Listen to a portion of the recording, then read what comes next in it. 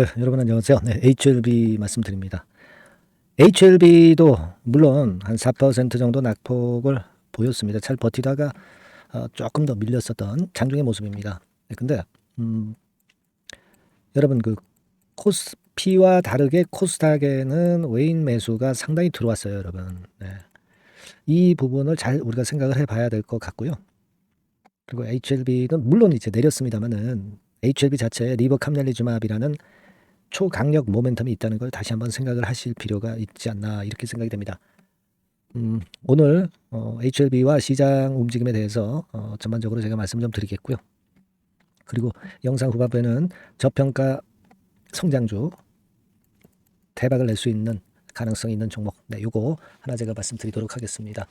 뭐 시장이 워낙 대폭락을 해서 여러분들 아마 굉장히 걱정이 많으셨을 거예요. 네, HLB는 견디긴 했는데 그래도 낙폭은 좀 있습니다. 하지만 시장에서 대형주들이 한 10% 이상 개별 종목별로 폭락을 하고 있는 상황 속에서 이 정도라면 굉장히 양호한 거죠.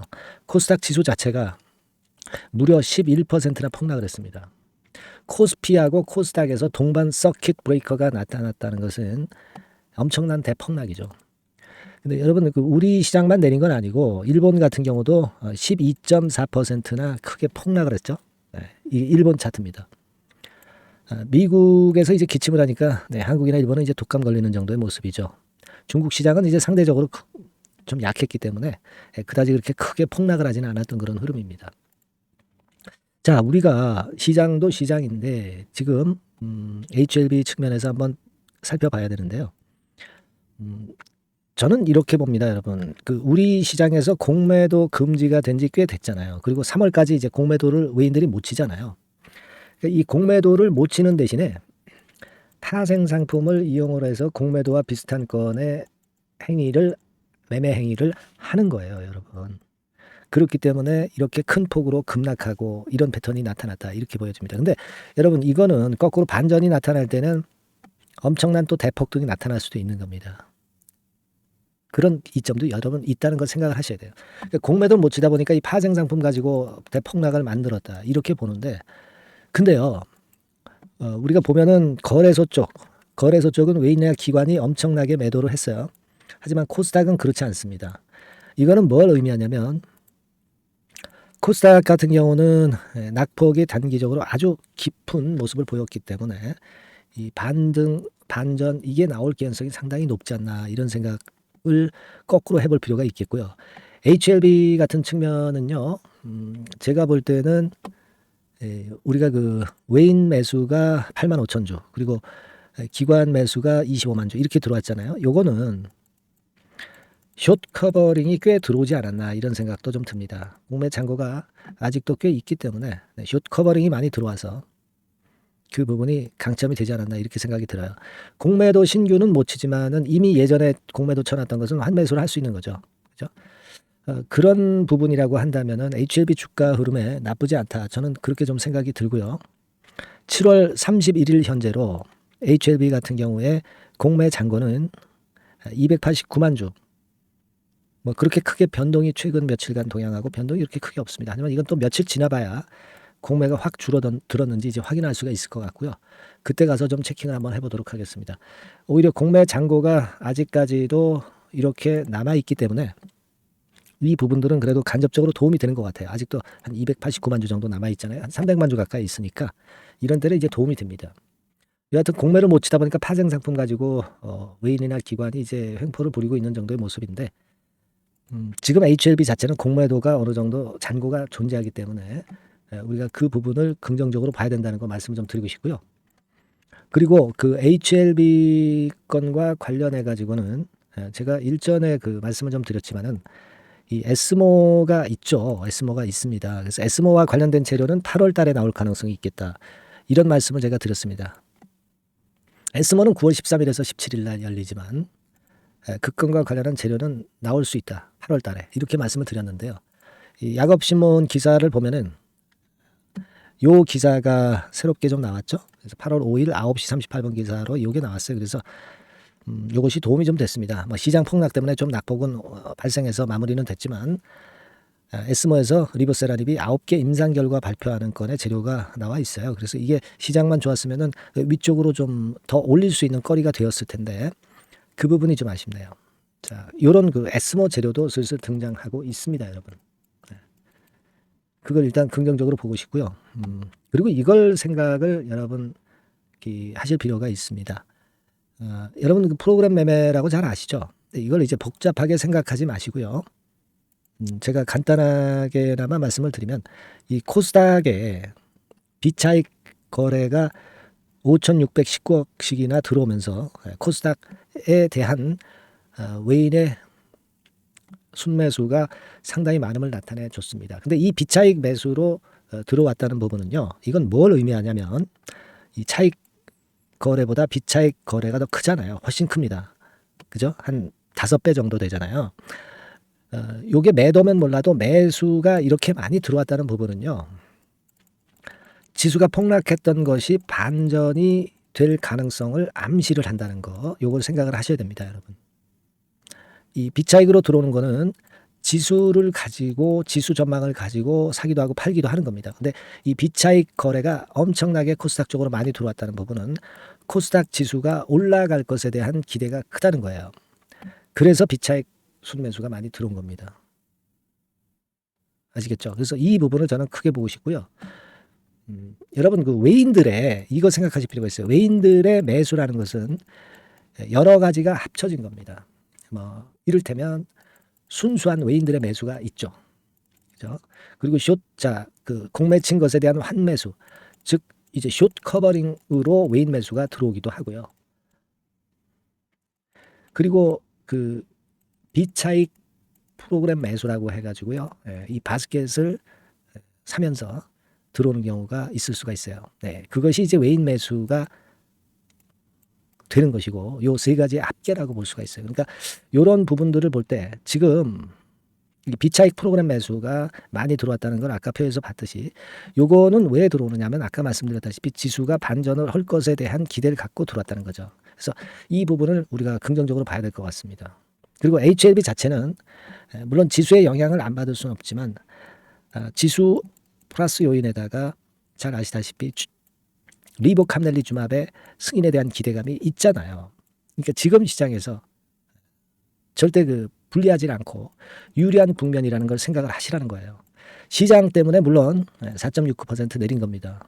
그죠? 하지만 이 부분은 제가 지금 설명드린 건들을 가지고 보면 HLB는 크게 걱정할 상황이 아니다라고 생각이 됩니다. 아시겠죠? 여러분도 감으로 아마 느끼고 계실 겁니다. 지수보다 굉장히 견조하다. 네, 이거는 그런 수급적인 부분들이 작용되고 있다는 걸 설명을 좀 드리고 싶고요. 그리고 우리가 생각할 수 있는 몇 가지 모멘텀, 뭐 제가 늘 여러분들한테 드리고 있는 건들이 분명히 살아 있어요. 아까 봤듯이 에스모 건도 있죠. 8월 달에. 그리고 9월 달에 미국 금리 인하로 인한 8월 달에 주가 반전을 생각할 필요가 있습니다. 금리 인하하면 제약바이오 아니겠어요? 네, 이 부분이고 그래서 미국 제약바이오 지수는 살아있다라고 제가 말씀을 드렸잖아요. 네, 이런 부분들하고 그리고 이제 조금 더 이제 열기가 붙으면 그때는 아마 지금 당장은 나오지 않겠지만 좀 열기가 붙으면 적응증 확장권하고 국내 품목 허가권하고 뭐 유럽 허가 신청하고 외자 유치 이런 건도 같이 나올 겁니다. 지금은 그러나 재심사 서류를 집어넣진 않았기 때문에 요거 집어넣으면서 요 재료가 등장할 것 같아요. 아시겠죠? 그러니까 HLB는 여러분이 잊지 마셔야 될 것은 지금 시장보다 강합니다. 그걸 꼭 잊지 마시라는 겁니다. 네, 뭔 말씀인지 이해가 되시죠? 네, 그래서 하여튼 제가 여러분에게 다시 한번 당부를 드리는 거고요. 네, HLB와 관련된 모든 정보는 HLB라고 문자 주신 분에게는 신속히 전달이 될 겁니다. 긴급 매매 사인도 당연합니다. 네, 문자 많이 주시고요. 여러분들 어려운 시장이지만 HLB는 힘낼 가능성이 높죠. 기대를 좀 모아봐야 되겠습니다. 네, 문자 많이 주시고요.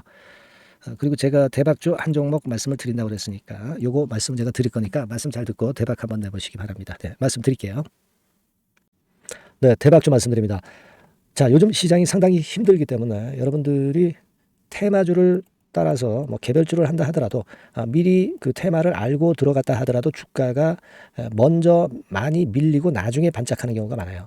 그러니까 이 중소형 개별주도 쉽지 않고, 그렇다고 해서 이제 대형주 섹터를 들어가 봐도 되게 뭐 2차 전지, 반도체 뭐 이런 쪽들 매매해서 수익을 내기가 상당히 힘듭니다. 그러니까 이런 때에는요, 저평가된 종목을 매수해서 대박을 내는 것이, 그것이 지금 이런 타임에는 상당히 저는 맞다고 봅니다. 근데 그냥 저평가만 됐다고 해서 이런 종목만 우리가 국한해서 하는 것보다는 성장성까지 겸비한 종목을 매수를 하는 것이 필요합니다. 사실 이게 이율배반적이기도 하지만 이거 두 개의 성격을 다 겸비한 그런 종목이 있어요. 이 종목을 제가 한번 찾았는데요.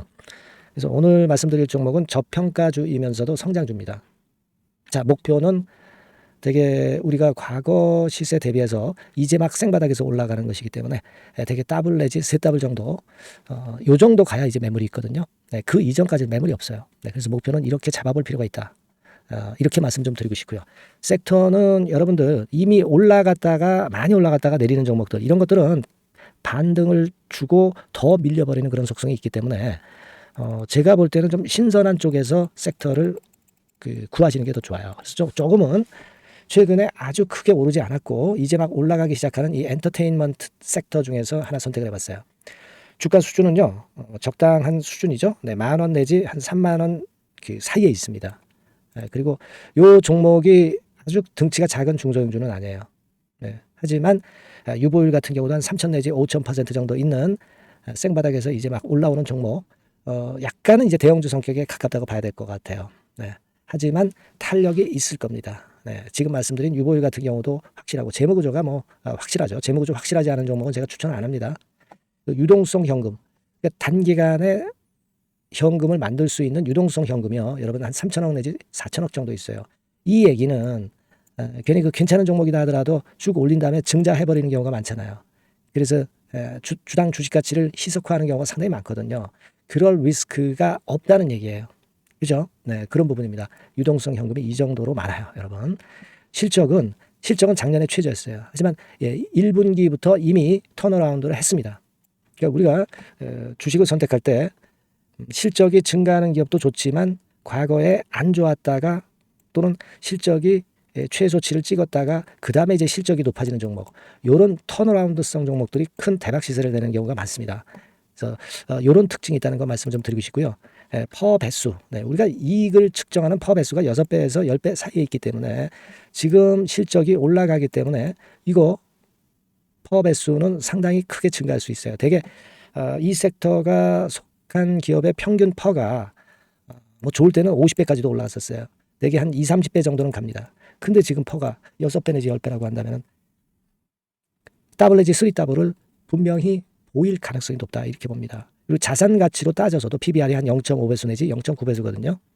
근데 이게 자산 가치가 지금 이 정도면 굉장히 저평가입니다. 왜냐하면 우리가 자기 자본 수익률 같은 경우 되게 20 내지 뭐 50%까지 갔던 종목입니다.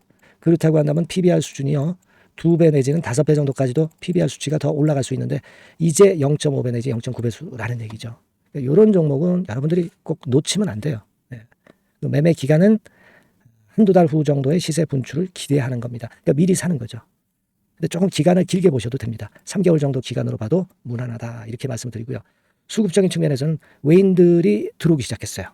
외인들이 화끈하게 지금 한 일주일 정도 들어오고 있고, 기관은 이미 들어와 있고요. 외인 기관 쌍끌이 매수가 펼쳐지고 있어요. 그러면 가는 거죠. 그죠? 그리고 중요한 거는요, 3, 4년간 조정을 계속 보였어요. 3, 4년간 계속 하락을 했습니다. 그러다가 2년간 등락하면서 바닥 다진 이후에 최근 분출이 시작되고 있다는 거죠. 여러분, 요거 제가 차트를 한번 보여드리면, 주봉 차트가 이런 식이죠. 주봉 차트가 이런 식입니다. 요거가 이제 한 1, 2년간에 걸쳐서 다지고 이제 막 올라오기 시작한다는 거예요. 자, 그렇기 때문에 우리가 아무런 위험 부담 없이 베팅을 할 필요가 있다, 이렇게 보고, 월봉 차트도 보세요. 월봉 차트도 바닥을 여러 번 찍었잖아요. 그래 놓고 슬쩍 올려지는 패턴. 자, 여기서부터 여기까지는 이렇다 할 매물이 없어요. 그냥 날아갈 수 있는 겁니다, 여러분. 아시겠죠? 요런 종목이에요. 그래서 요 종목 여러분들 한번 잘 해보시고요. 제가 끝까지 매수부터 매도까지 케어를 해드릴 거고요. 여기 전화번호 있죠? 요 전화번호로 뭐라고 주시면 되냐면 대박이라고 문자를 주시면 돼요. 대박, 간단하죠? 대박이라고 문자를 주시면 제가 최선을 다해서 매수 시점부터 매도 시점까지 여러분께 최선을 다해서 도와드릴 거예요. 네, 아시겠죠? 이번에 이 대박주는 한번 잡읍시다. 네, 자 그렇게 말씀드리겠습니다.